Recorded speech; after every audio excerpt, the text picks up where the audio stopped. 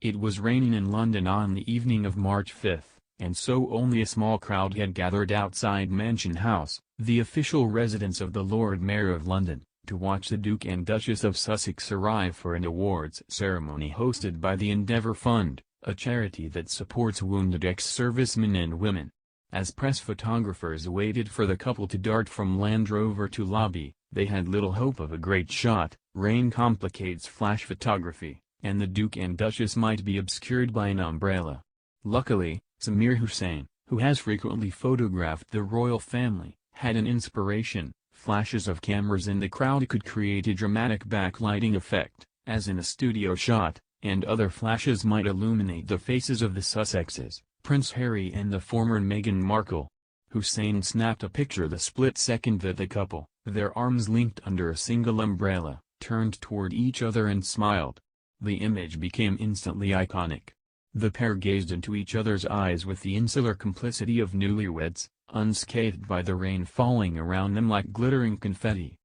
Although the photograph suggested nuptial bliss, it marked the conclusion of a whirlwind divorce, the abrupt separation of the Duke and Duchess from the United Kingdom and its monarchy. The event was the couple's first public appearance in the UK since announcing, in January, via Instagram, that they were relinquishing their roles as senior members of the royal family and would henceforth be spending much of their time in North America, where they hoped to carve out a progressive new role within this institution.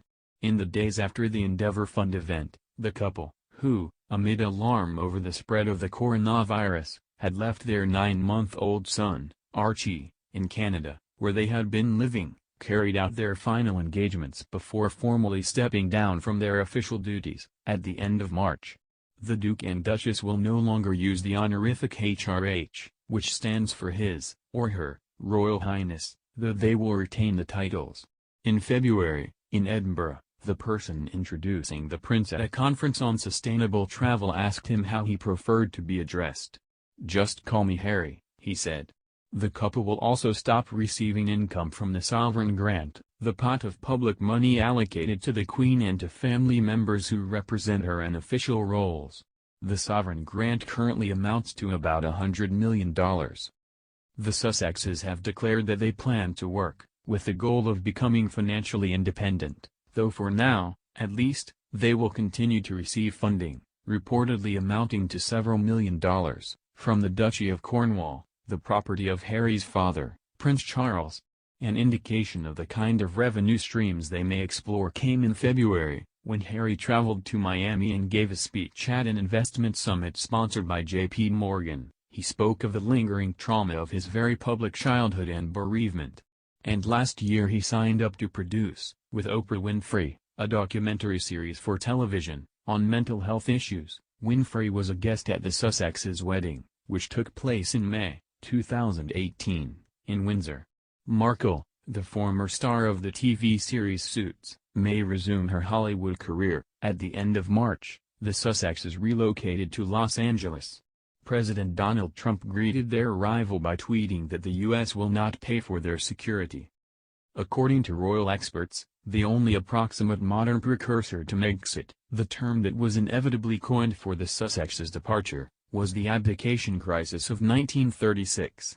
Then, King Edward VIII stepped down from the throne in order to marry the twice-divorced Wallis Simpson, of Baltimore, Maryland. He became the Duke of Windsor and retreated into a long exile of decadent mooching, in France and elsewhere. Constitutionally speaking, there is no real parallel. A king's abdication reorders the unfolding of history. Without Edward's withdrawal, the current queen, who is now in the 69th year of her reign, might never have ascended the throne. Harry's retirement from the family business does not affect the succession. It has, however, inspired a collective reckoning, for which the British public has been especially primed by 3 seasons of The Crown, in which the soul-crushing nature of the institution has been amply depicted. How bad must being an HRH be in order to make someone want to quit? In the 3 months since the Sussexes announced their intention to step down, reportedly, before consulting the Queen, Prince Charles, or Prince William, the British people, or at least their representatives in the media, have been reeling like a spouse blindsided by a partner's sudden announcement of irreconcilable differences. The question of who, or what, was to blame for the rupture has yet to be conclusively answered. Were Harry and Meghan millennial weaklings retreating into self-care and self-pity, unwilling to withstand the scrutiny of their public life in exchange for the material luxury of their private one? Were they pampered hypocrites, lecturing others about climate change while cheerfully leaping aboard private jets belonging to celebrity friends? Were they just bored, or burned out? Were they fatally undermined by the royal establishment? Were they too ambitious for their second fiddle roles? Or were they, despite all of their privilege, victims, he the target of relentless attention since birth, and she the object of barely concealed racism? Admittedly, these have not been Britain's most pressing concerns in recent months. Storms and floods battered the nation for much of the winter, and the instability and anxiety caused by the coronavirus have loomed much larger than the royal drama, especially in the weeks since the Sussexes' visit, during which Britain has entered lockdown, with hospitals on a war footing. Prince Charles, the heir to the throne, is among the tens of thousands who have tested positive for COVID-19, though his case turned out to be a mild one. On April 5, the Queen, for only the fifth time in her reign, delivered a special address to the nation. Speaking from Windsor Castle, where she has been in self-isolation, she called on Britons to remain united and resolute, and reassured her subjects that we will meet again. That same evening, Boris Johnson, the Prime Minister, was admitted to the hospital with persistent symptoms of COVID-19. He went on to spend 3 nights in intensive care but was, according to Downing Street, in the early phase of his recovery by week's end. Dickie Arbiter, a former press secretary at Buckingham Palace, and now a familiar royal commentator, told me, of Harry and Meghan's departure, "It is sad for the Queen, at 93, the last thing she wants to see is her family disappear into the sunset, and it is also a letdown for the British people. But the British people are stoic, and they get on with it. And, if that's what Harry and Meghan want, good luck to them." Yet, even as much larger crises emerged, the ongoing story of Harry and Meghan was compelling to observe, in part because the constitutional insignificance of their actions is counterbalanced by the symbolic weight of those actions. They were saying, in effect, that life on a pedestal is not a life worth living, especially when being regularly knocked off that pedestal, sometimes for the slightest sign of human fallibility, is an essential part of the job. Harry's appealing request for informality in Edinburgh was instantly hailed as proof of his amiable nature, when he then made the less populist gesture of traveling first class, with an entourage, for the train journey back to London. The press reproached him for being snooty. The Duke and Duchess are hardly the first in the royal family to wonder whether the benefits of their place at the top of British society outweigh the scouring scrutiny that comes with it. Yet it is rare, and captivating, when someone actually acts on such feelings. The Royal Dukedom of Sussex, which the Queen granted her grandson only hours before his wedding, is one of the titles that the monarch has bestowed on members of her family, to mark a special occasion or a new phase of life. Prince William, Harry's older brother, and his wife, the former Catherine Middleton, were named the Duke and Duchess of Cambridge at the time of their wedding, in 2011. And last year, when the Queen's youngest son, Edward, the Earl of Wessex, turned 55, his mother gave him an additional title, the Earl of Forfar, named for a lowland town north of the Scottish port of Dundee. The title is for the Earl's use while in Scotland, the honorific equivalent of a sturdy, plaid-lined mackintosh. If Markle, who grew up middle-class in Duke-free Los Angeles, Googled the Sussex title before her wedding ceremony, she likely gleaned some insight into the peculiar constraints of the institutions she was marrying into. Prince Harry is only the second Duke of Sussex. The title had been extinct for 175 years before the palace polished it up for reuse. The first Duke of Sussex was Prince Augustus Frederick, a son of King George III, and, like his great-great-great-great-great-great-nephew Harry, he had a wandering youth, a fiery desire to live as he wished, and an inclination to balk at the strictures of monarchy. Augustus was born in 1773, a few years before his father lost control of the American colonies. Portraits reveal a good-looking young man with, like Harry, strawberry blonde hair and a ruddy complexion. Augustus had a sensitive brow, voluptuous lips, and a tendency to gain weight. Later ceremonial portraits depict him as plump, dressed in tight white breeches and velvet robes. Markle, who spoke her mind politically before joining the royal family, which frowns upon such things, might have found much to like about Prince Augustus. He was liberal-minded, and in the later years of his life he supported electoral reform and extending the franchise beyond the gentry.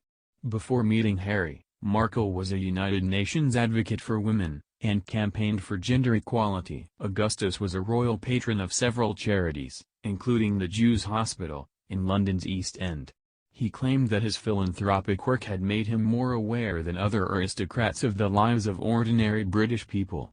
"I have every respect for the nobility of the country," he once said, in the House of Lords. But education ennobles more than anything else. In terms of education, Markle outstrips her husband, having graduated from Northwestern University before becoming a television actress. Harry achieved undistinguished exam results at Eton, Britain's most elite private school, and instead of attending college he joined the army for 10 years, where he rose to the rank of captain. Prince Augustus was, by contrast, a nerd. He attended the University of Göttingen, in Germany, and eventually amassed a large library of valuable books and manuscripts at his apartments, in Kensington Palace. He owned a collection of 16th-century Hebrew Bibles, and studied them with a tutor.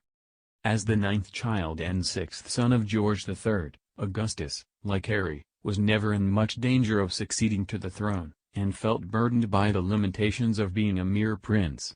Granted, these were cushy limitations. Augustus grew up attended by servants in royal residences. When the prince was a young man, his mother, Queen Charlotte, acquired Frogmore House, where, more than 2 centuries later, Harry and Meghan held their post-wedding party, with Idris Elba serving as DJ. When Augustus was in his teens, he expressed interest in joining the Royal Navy or the Church of England, but his father never gave him permission to pursue either path, or any other profession. According to his biographer, Molly Gillen, Augustus spent his youth traveling around Europe, falling prey to the uncertainty and boredom of a life with no goal to aim for. Augustus wasn't even free to marry without his father's approval, thanks to the Royal Marriages Act, passed by Parliament in 1772, which stipulated that members of the royal family needed the monarch's consent before they could wed, a legislative response to the fact that some of George III's brothers had married women who were considered unsuitable to be queen, because they were widowed, illegitimate, or both. The stipulation persists, in a modified form. In order for Harry to remain in the line of succession, he was legally obliged to seek the Queen's approval for his marriage. Though Markle's status as a divorcee was no longer a deal-breaker, Augustus felt the law's force when, at the age of 20, he secretly married Lady Augusta Murray, a noblewoman 10 years his senior, in a ceremony held in Rome. Apparently, Augustus expected his father to grant approval retroactively. He told Augusta, "We shall live very snug, very quietly, en ton bourgeois, and surely this is the noblest title we can possess." The king, however, was incensed, and thwarted the marriage, at times foiling the couple's efforts even to live in the same country. Augustus appealed to the Archbishop of Canterbury, Britain's senior cleric, asking for his help in securing permission to live abroad with Augusta, with the understanding that any children born to the couple would not be considered royal. The archbishop said no, reminding Augustus that, wherever you go, or wherever you reside, you can never divest yourself of the character of a British prince. It's not yet clear how thoroughly Harry and Meghan wish to divest themselves of royalty. Despite Harry's request for first-name informality, he hasn't given up his title of prince, or asked to step out of the line of succession.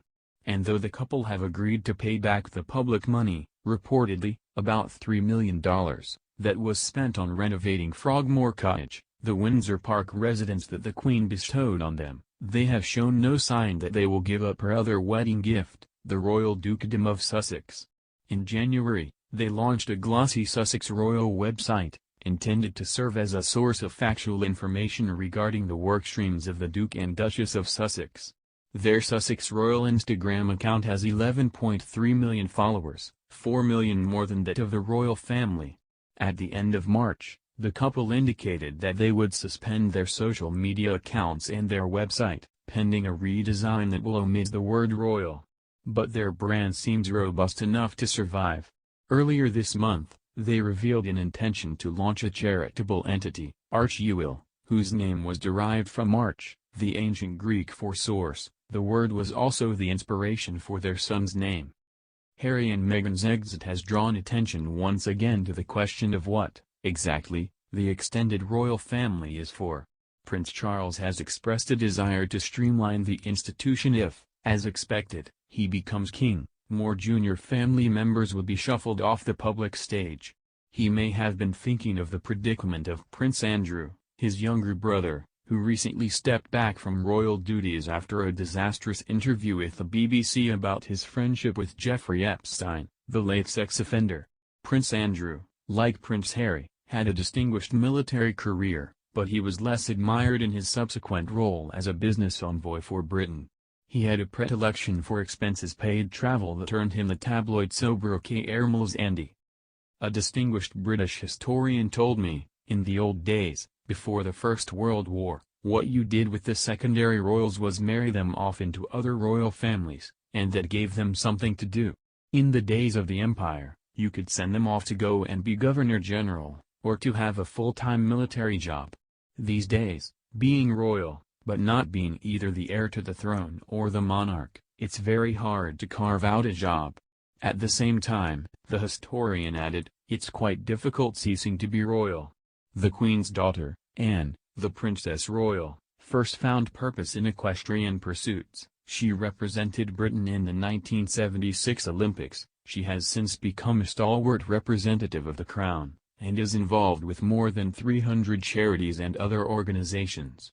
Prince Edward went into the entertainment industry. Among his ventures was a television spectacle in which he, Prince Andrew, and Princess Anne dressed up in knightly regalia and participated in a mock chivalric tournament. Edward's production company closed down in 2009, and since then he, too, has become a full-time representative of his mother. A life of cutting ribbons at hospital openings and chatting with dignitaries is not everyone's idea of fulfillment.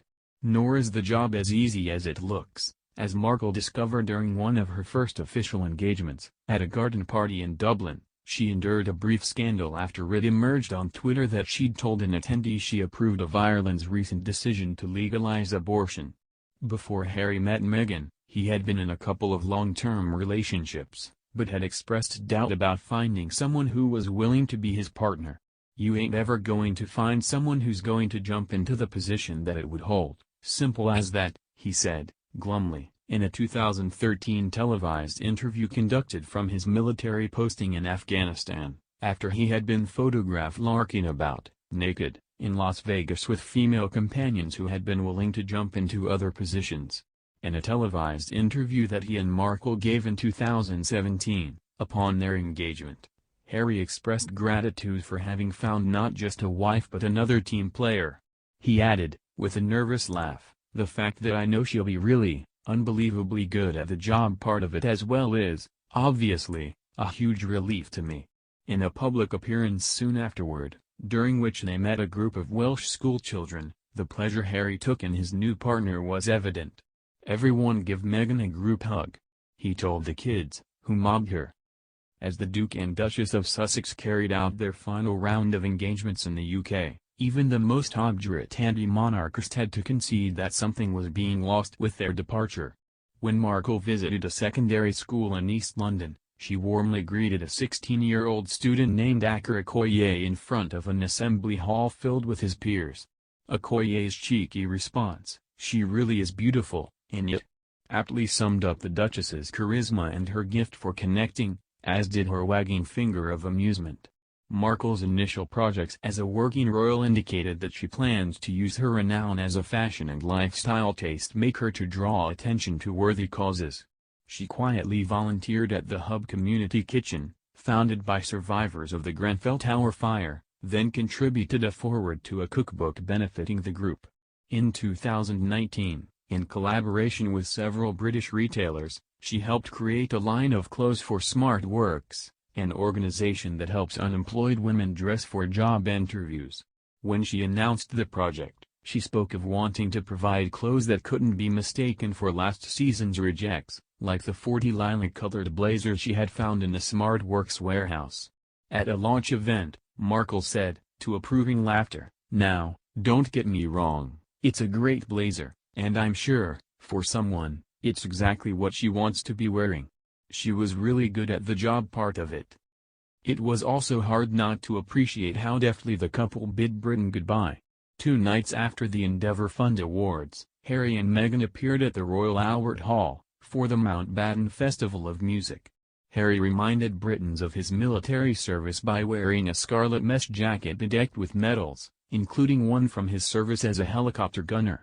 Markle's choice of dress, a crimson floor-length gown with gape shoulders, by the London-based Atelier Safia, perfectly matched Harry's uniform. Walt Disney himself could not have dreamed them up.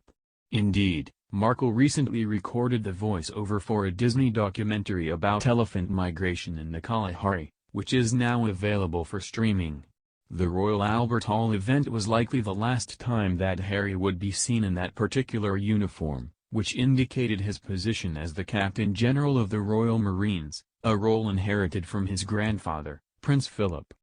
Harry is scheduled to step down from this position, and from all other official appointments, by the end of a year-long transition period instituted by the palace.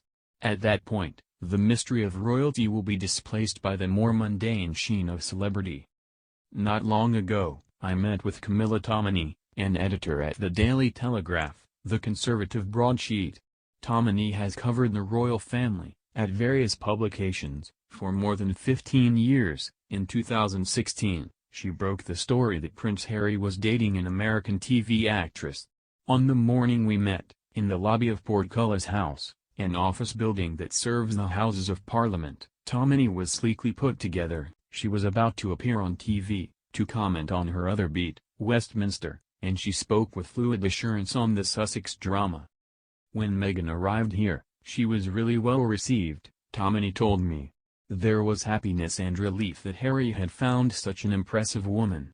As one of Princess Diana's sons, he had always been dear to the British public, but he was known as a Jack the Lad, with a penchant for boorish revelry.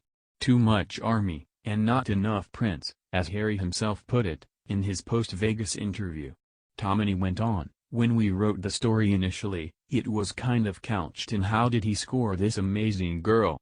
She was this extremely glamorous woman who had a lot to say for herself, and had an interesting past as a campaigner for women's rights.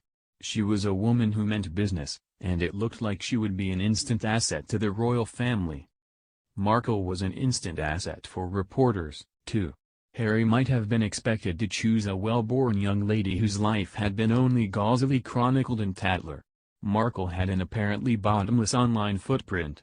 There were the many interviews she had given as a successful actress, and the revealing photographs she posed for as just an aspiring one. In 2014, she had even created her own website, The Tig, which was named for her favorite wine, a Tuscan red called Tignanello. Markle had characterized the site as a hub for the discerning palate, those with a hunger for food, travel, fashion and beauty.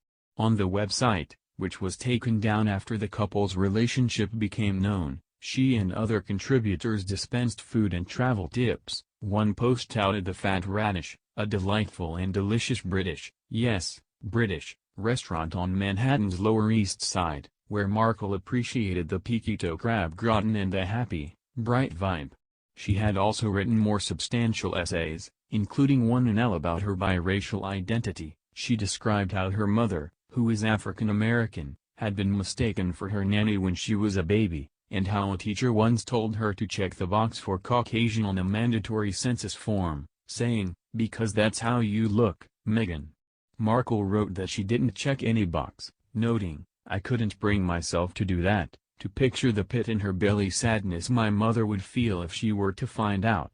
Markle also had conveniently indiscreet relatives, including a half-sister, Samantha, who could speak no right of her. On Twitter, Samantha called Meghan Duchess, and a father who had declared bankruptcy in 2016, before moving to Mexico, and seemed easily swayed by the opening of a checkbook. The warmth of the press's welcome was, in part, excitement over a good story. But, Tammany explained, Markle soon had critics inside the palace who were less enamored of the very qualities that made her irresistible to the press, her showbiz luster, self-confidence, and feminist habits of assertion. Reports emerged that, in the run-up to the wedding, she was being imperious. The Daily Mail gave an account of a dictatorial Markle seeking to spritz musty St. George's Chapel with air fresheners before the ceremony, a charge rebutted by friends of the bride. Tammany said, "I've put it down to a clash of cultures, in the sense that she had come from the celebrity world, which is very fast-paced and quite demanding. The royal world is very different, it's much slower-paced, and hugely hierarchical. In the royal world, it's what should we do next? Well, what did we do last time?" Markle may not have comprehended how many unwritten traditions governed the institution she was joining. Tammany explained, "It's a bit like Downton Abbey, there's a hierarchy of staff who have been at Buckingham Palace for years and years, to serve Queen and country. And, therefore, for Harry and Meghan to be making demands, there was a bit of below-stairs chatter, particularly with the Duchess, that was well, hang on a minute, who do you think you are?" Royal reporters soon had their own reasons for being antagonistic. There was considerable irritation at Harry and Meghan's efforts to circumvent traditional practices of covering the royal family. Especially egregious, from some journalists' point of view, was the obfuscation over the birth of Archie, in the spring of 2019. The palace issued a statement that the Duchess of Sussex had gone into labor in the early hours of this morning on the afternoon of May 6. In fact, the birth had taken place hours before the statement was released. It could be argued that it is an outrageous invasion of an expectant mother's privacy for the progress of her child's birth to be chronicled as global news. Nevertheless, the press corps concluded that Harry and Meghan were trying to render them irrelevant. Richard Kay, a longtime royal commentator at the Daily Mail, told me, "There has always been a compact between the press and the royals that has worked. They need us, and we need them."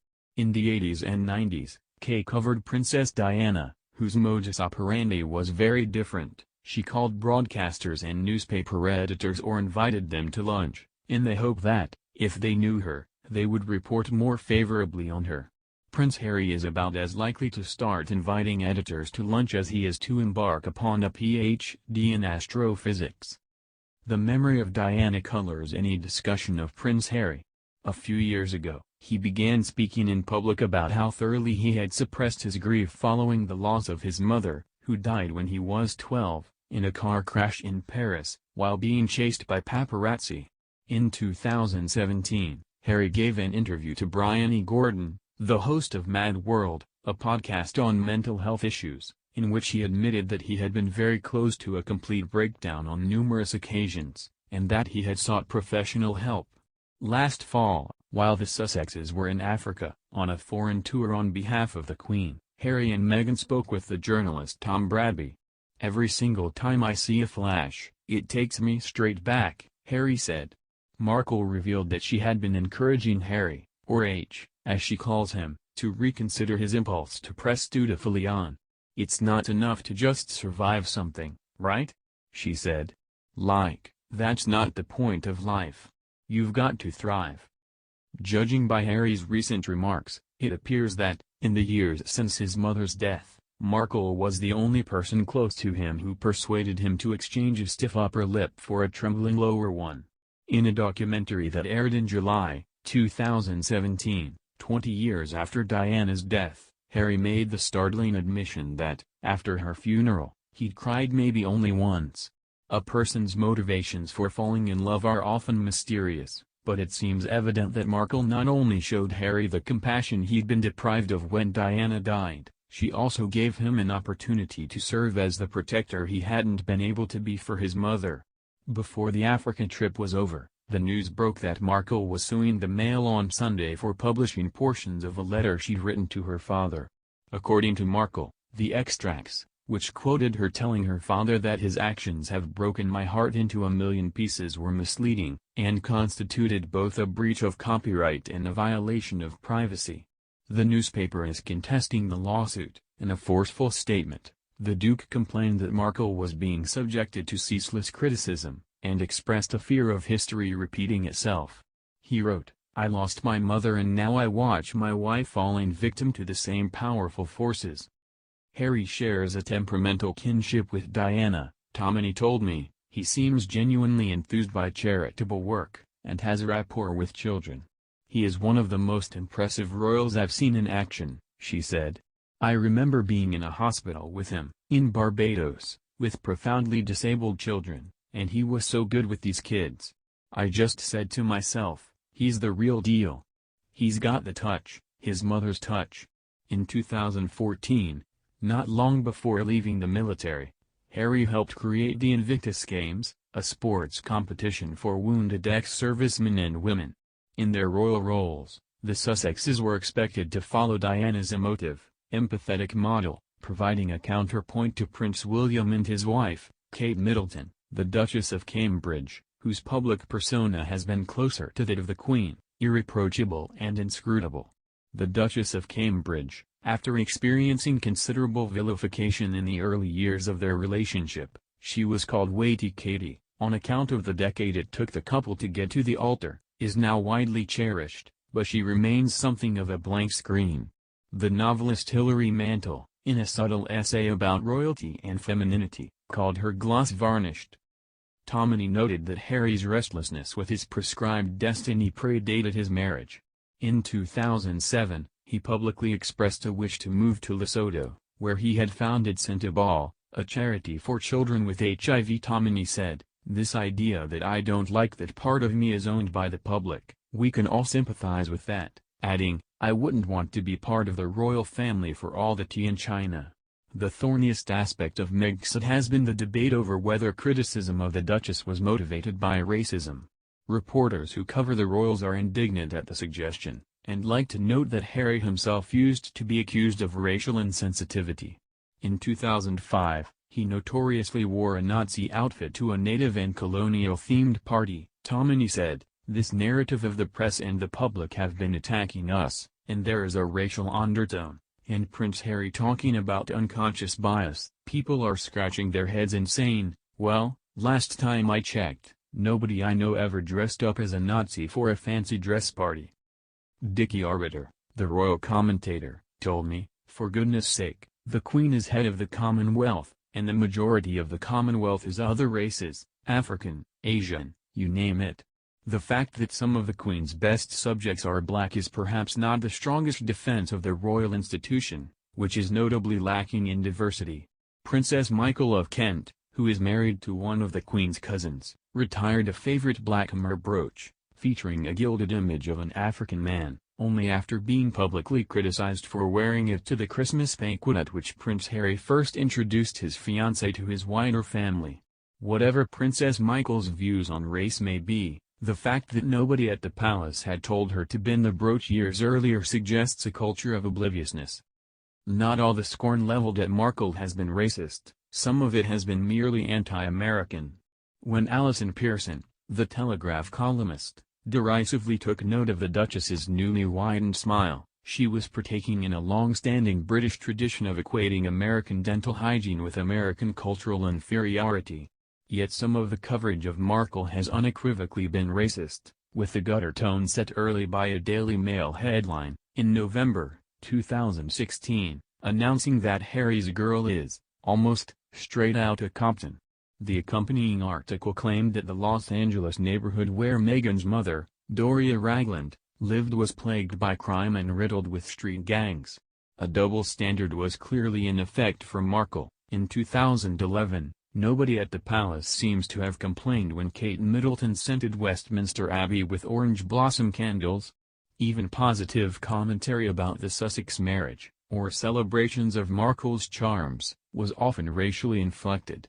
The coverage of the couple's relationship exposed the fact that, among some gatekeepers of British culture, it still comes as a surprise to learn that characterizing a woman of color as exotic does not amount to a compliment. Gary Young, a sociology professor at Manchester University and a former columnist for The Guardian, said, "Meghan does seem to be an inadequate vessel for the rage that has been rained on her. Moreover, He went on, pundits who claimed that the marriage of Harry and Meghan proved how far Britain had come were too self-congratulatory.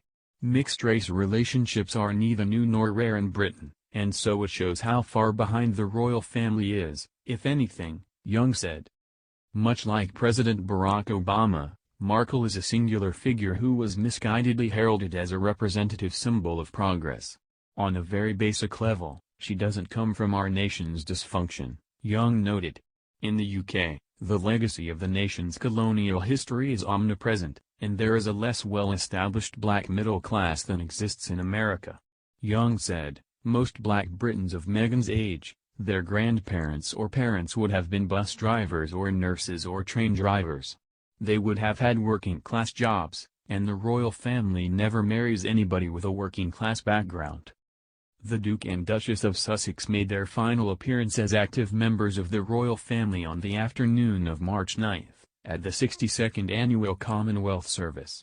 The celebration, held at Westminster Abbey, is attended by various members of the royal family, and marks the Queen's role as head of the Commonwealth, an association of 54 nations, most of which are former British colonies. In 2018, Harry was appointed president of the charitable Queen's Commonwealth Trust. Last year, Markle was named its vice president. When the couple became engaged, they spoke with enthusiasm about the idea of spending the better part of their time working on behalf of the Commonwealth. So far, they have indicated that they will maintain their positions with the charity. That morning, royal fans started gathering along Broad Sanctuary, the road that wends past Westminster Abbey toward Parliament Square. In the square, the flags of the Commonwealth countries fluttered against a low, silvered sky. Claire Aston, a Londoner in her 70s, had been there since early morning. Aston, a former dental nurse in the Women's Royal Air Force, sat on a raised concrete wall, using her copy of the Daily Telegraph as insulation from the cold granite. Aston was an old hand. In 2011, she spent 3 nights sleeping on a yoga mat, in order to have a front row view, when the Duke and Duchess of Cambridge were married. I saw everything, she told me. I saw Pippa Middleton's lovely bum. For Harry and Meghan's wedding, in Windsor, she spent only 1 night outside. That was the last time I saw Harry, she said, as if talking about a grandson who was too busy to visit. A group of smartly dressed teenagers made their way to the entrance to the Abbey. They represented the youth group of a South London church affiliated with the Eternal Sacred Order of Cherubim and Seraphim, a Nigerian denomination. Sarah Arut, a church leader, told me that she was excited when Markle joined the royal family. I felt that there was hope for the future, that the royal family was opening up a space for the less in society, so that we have a voice. She was happy to see Markle that day, regardless of the personal choices she and Harry had made. They are still royals, even if they are not here, Arut said. Did you see how she looked since she has been away? Radiant. When the black cars bearing members of the royal family approached the Abbey's entrance, there was a flutter of anticipation and a raising of cell phones. First came the Earl and Countess of Wessex. Who's that? The crowd murmured, and then the Duke and Duchess of Sussex. Markle, in a vivid green dress with a cape and a matching fascinator, gave a little wave in the direction of the crowd. Harry, who had seen his brother married and his mother eulogized in the Abbey, kept his head down, mouth grimly set. They were followed by close family members, in order of rank, the Duke and Duchess of Cambridge, who smiled, professional and wholesome, and, with the Duchess of Cornwall, the Prince of Wales, who entered the Abbey with the soft-stepping dutifulness of one fated to wait until old age to do the job for which he was born. The Queen, who has never missed a Commonwealth service in the long duration of her reign, was the last to be brought to the entrance. When the door of her burgundy-colored Bentley was opened and she climbed out, dressed in a pale blue suit and hat, I gasped. Nothing prepares you for the sight of majesty in the form of a very dignified, very tiny, very old lady. Television cameras stationed inside the Abbey captured the royal brothers settling awkwardly into their seats as they awaited the Queen. The formerly close bond between Harry and William has reportedly been tested by Harry's choice of what he called, in the Africa trip interview, a different path. Camilla Tominey wrote a story in which she revealed that the Telegraph's expert lip reader had studied the royal interactions and concluded that Harry had said to Meghan, he literally said, "Hello, Harry," and that was it. It would have required an expert mind reader to discern whether the prince was referring to Prince William or to Boris Johnson, who was in the receiving line, or to someone else entirely. After the service, there would be more body language to parse, but, rather than wait for the royals to leave the Abbey, I went across London, to pay my respects to the first Duke of Sussex.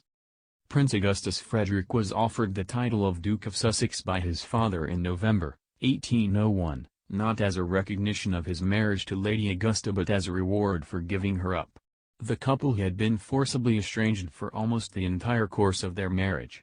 "I adore you," Augustus wrote to Augusta, during one of their separations. "I am sure I never shall be happy till when we meet again."